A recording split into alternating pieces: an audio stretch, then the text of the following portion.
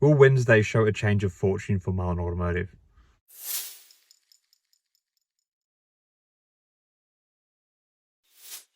Hi again, everyone. Hope you're all doing really well. So obviously Tuesday was another brutal day for Mullen Automotive. It goes to show that just because you're on the short seller restricted list doesn't mean the company's still going to not get poleaxed on the market.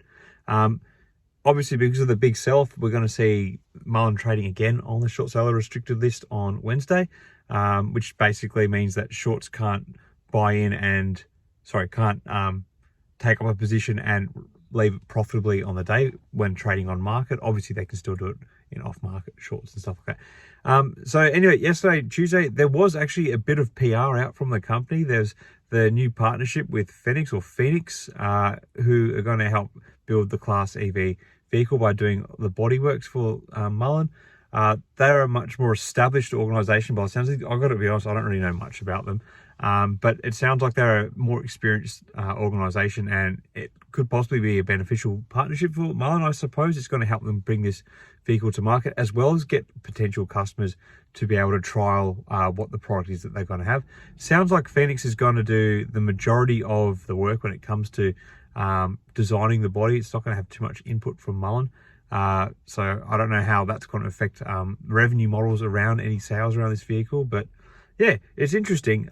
It's interesting, I guess, like looking at the types of vehicles too, like that Class 3 small delivery vehicle. I think that's like it's interesting. So they are a class of vehicle where, you know, it still makes a lot of sense to have a combustion engine as opposed to an EV engine, so, or an EV motor.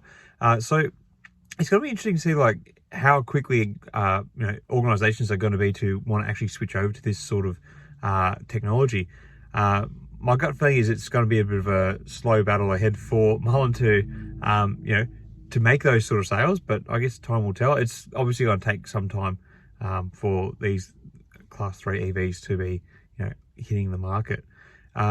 It's interesting, the types of PR that seem to be coming out from Mullen.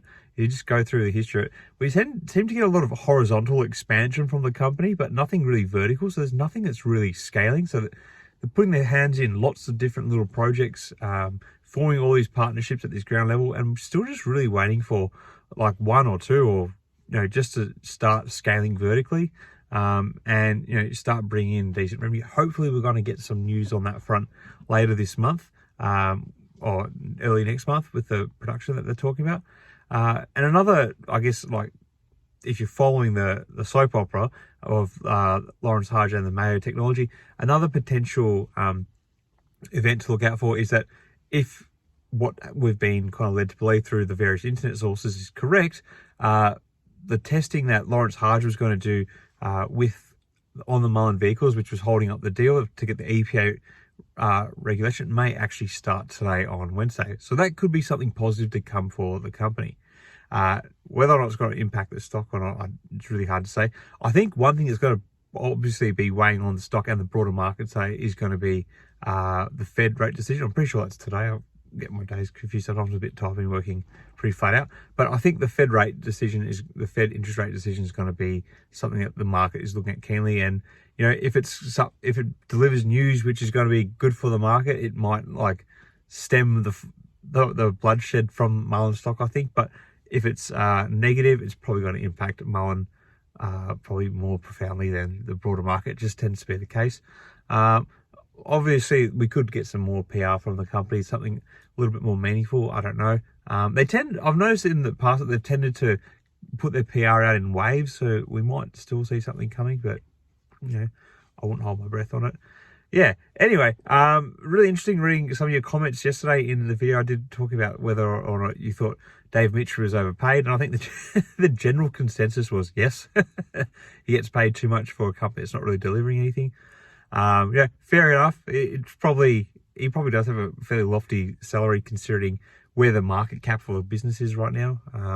Obviously, that market cap sitting below 100 million is probably going to tick up back over 100 million when the new securities actually start getting registered in counts that are based on the the dilution event that occurred with Acustis Capital that finalised on Monday with another $45 million raised.